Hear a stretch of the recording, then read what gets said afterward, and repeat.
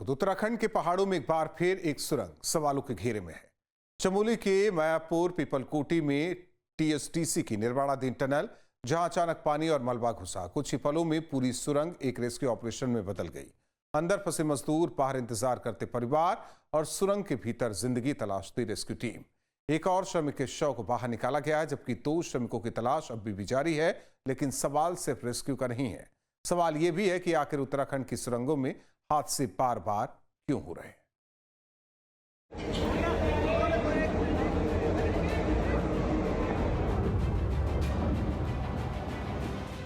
एक तरफ अंधेरा, दूसरी तरफ पानी और मलबे से जूझती रेस्क्यू टीमें और हर मिनट के साथ बढ़ती बेचैनी। चमोली के मायापुर पीपलकोटी में 13 अगस्त को निर्माणाधीन टीएचडीसी टनल में अचानक पानी और मलबा घुस गया। टनल के अंदर उस वक्त मजदूर काम कर रहे थे और देखते ही देखते हालात बदल गए। करीब 3 किलोमीटर लंबी टनल के अंदर लगभग 1.5 किलोमीटर हिस्से में भूधसाव की जानकारी सामने आई। रेस्क्यू के सामने सबसे बड़ी चुनौती थी पानी। टनल के अंदर जमा पानी निकालने के लिए सक्शन पंप लगाए गए। मशीनें लगातार काम करती रहीं और रेस्क्यू टीमों ने संभावित जगहों पर सर्च ऑपरेशन शुरू किया और श्रमिकों तक पहुंचने के लिए हर संभव प्रयास किए जा रहे हैं। हर बार जब कोई रेस्क्यू कर्मी सुरंग के अंदर जाता तो बाहर खड़े लोगों की निगाहें उसी रास्ते पर टिक जाती। उम्मीद सिर्फ एक, अंदर फंसा हर मजदूर सुरक्षित बाहर आए। एक और श्रमिक को रेस्क्यू टीम ने बाहर निकाला और 2 श्रमिकों की तलाश अब भी जारी है। भी जो वो टोटल वर्कर की संख्या 22 थी, उसमें से 20 लोग निकाले जा चुके हैं। अभी 2 लोगों की तलाश और जारी है। 20 में से 8 लोग मृतक हैं।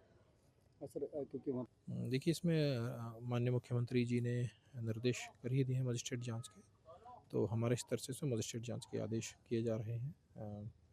बाकी जो उसका टेक्निकल जांच है, अन्य जांच है, वो कंपनी या अन्य भारत सरकार के माध्यम से हो रही है। पानी की निकासी और सर्च ऑपरेशन साथ साथ चल रहा है। चमोली टनल हादसे में 22 मजदूरों के फंसने के बाद रेस्क्यू ऑपरेशन युद्ध स्तर पर चलाया गया। चमोली जिले के पीपलकोटी में स्थित निर्माणाधीन टीएचडीसी के टनल में हुए हादसे के बाद लगातार रेस्क्यू अभियान वहां पर चलाया जा रहा है। शनिवार को एक और श्रमिक का शव टनल से बाहर निकाला गया, जिससे मृतकों की संख्या बढ़कर अब 8 हो गई है। वहीं लगातार जो रेस्क्यू दल है उसके द्वारा 2 अन्य श्रमिकों की ढूंढ खोज जारी है। रेस्क्यू दल के सामने सबसे बड़ी चुनौती टनल के अंदर पानी और मलबे होने की वजह से उन्हें दिक्कतों का सामना करना पड़ रहा है।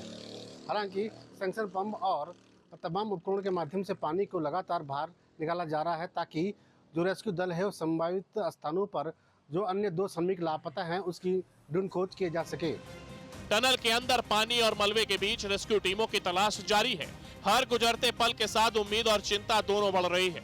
सुरंग के बाहर सिर्फ रेस्क्यू टीम नहीं है, यहाँ उन परिवारों की बेचैनी भी है जिनका अपना कोई उस अंधेरे के अंदर फंसा हुआ है। जिस रास्ते से सुबह मजदूर काम पर गए होंगे, उसी रास्ते पर अब परिवार उनकी वापसी का इंतजार कर रहे हैं। किसी के लिए वो सिर्फ एक मजदूर नहीं, घर का बेटा है, किसी का पिता है, किसी का भाई और किसी परिवार की रोजी रोटी का सहारा है। रेस्क्यू टीमों के लिए यह ऑपरेशन सिर्फ एक तकनीकी मिशन नहीं, हर मिनट के साथ बढ़ती जिम्मेदारी है। जिला प्रशासन, पुलिस, एसडीआरएफ, एनडीआरएफ, आईटीबीपी और दूसरी एजेंसियां एक साथ अभियान में जुटी हैं। मौके पर लगातार संसाधन बढ़ाए जा रहे हैं और हर संभावित जगह तक पहुंचने की कोशिश हो रही है। अब समझिए आखिर हादसा हुआ कैसे। शुरुआती रिपोर्टों के मुताबिक टनल के अंदर अचानक पानी और मलबा पहुंचा। इसके पीछे पहाड़ में हुआ भूधसाव और उससे बनी स्थिति को प्रमुख कारणों में बताया जा रहा है। यानी खतरा सिर्फ टनल के अंदर नहीं था, खतरा उस पहाड़ की संरचना में था जिसके अंदर यह सुरंग बनाई जा रही थी। उत्तराखंड का पहाड़ी इलाका भूगर्भीय रूप से संवेदनशील माना जाता है। भूस्खलन, कमजोर चट्टानें, पानी का दबाव और भूकंपीय गतिविधियां टनल निर्माण को सामान्य निर्माण परियोजनाओं से अलग चुनौतीपूर्ण बनाती हैं। लेकिन यहीं से एक बड़ा सवाल भी पैदा होता है, अगर खतरे पहाड़ की प्रकृति में हैं, तो क्या सुरक्षा व्यवस्था भी उसी स्तर की है? सुरंग बनाना सिर्फ पहाड़ के अंदर रास्ता बनाने का काम नहीं है, ये पहाड़ की हर परत को समझने का काम है। कहां चट्टान मजबूत है, कहां कमजोर, कहां पानी का रास्ता हो सकता है, कहां अचानक दबाव बदल सकता है और कहां अतिरिक्त सपोर्ट की जरूरत पड़ सकती है। इन तमाम सवालों के जवाब निर्माण से पहले और निर्माण के दौरान लगातार तलाशने पड़ते हैं, लेकिन उत्तराखंड में पिछले कुछ सालों की घटनाएं एक और सवाल खड़ा करती हैं। क्या हर टनल प्रोजेक्ट में सुरक्षा को उतनी प्राथमिकता मिल रही है जितनी रफ्तार और निर्माण को? इस हादसे के कारणों की पूरी तस्वीर जांच के बाद ही सामने आएगी, लेकिन हादसे ने टनल निर्माण में सुरक्षा प्रोटोकॉल और निगरानी पर बहस फिर तेज कर दी है। चमोली की यह घटना उत्तराखंड के लोगों को एक पुराना डर फिर याद दिला रही है। सिलकेयारा, नवंबर 2023, उत्तरकाशी की निर्माणाधीन सिलकेयारा बडकोट सुरंग का एक हिस्सा धंस गया था। इसके बाद 41 मजदूर 17 दिनों तक सुरंग के अंदर फंसे रहे। आखिरकार सभी 41 मजदूरों को सुरक्षित बाहर निकाला गया, लेकिन उस हादसे ने एक सवाल छोड़ दिया था। क्या उत्तराखंड में सुरंग निर्माण के सुरक्षा मानकों पर नए सिरे से सोचने की जरूरत है? और सवाल सिर्फ 2023 तक सीमित नहीं रहा। जुलाई 2026, उत्तरकाशी की सिलकेयारा टनल में निर्माण कार्य के दौरान एक कंक्रीट ब्लॉक गिरने से एक मजदूर की मौत हो गई। यानी जिस सुरंग ने 2023 में पूरे देश को हिला दिया था, उसे इस सिलकेयारा में कुछ ही साल बाद फिर एक जान चली गई। अब चमोली का हादसा सवाल को और बड़ा कर देता है। क्या हादसे अलग अलग हैं या समस्या कहीं एक जैसी है? ऐसे में सवाल उठता है कि उत्तराखंड में आखिर क्यों बार बार हादसे हो रहे हैं? इसके कई कारण हो सकते हैं।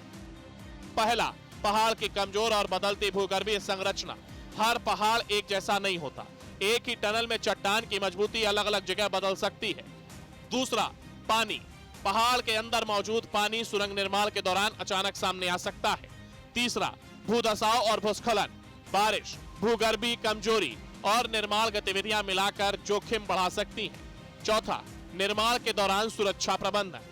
टनल के अंदर काम कर रहे मजदूरों के लिए rock support, monitoring, alert system, emergency exit, तत्काल रेस्क्यू क्षमता, हर चीज महत्वपूर्ण हो जाती है।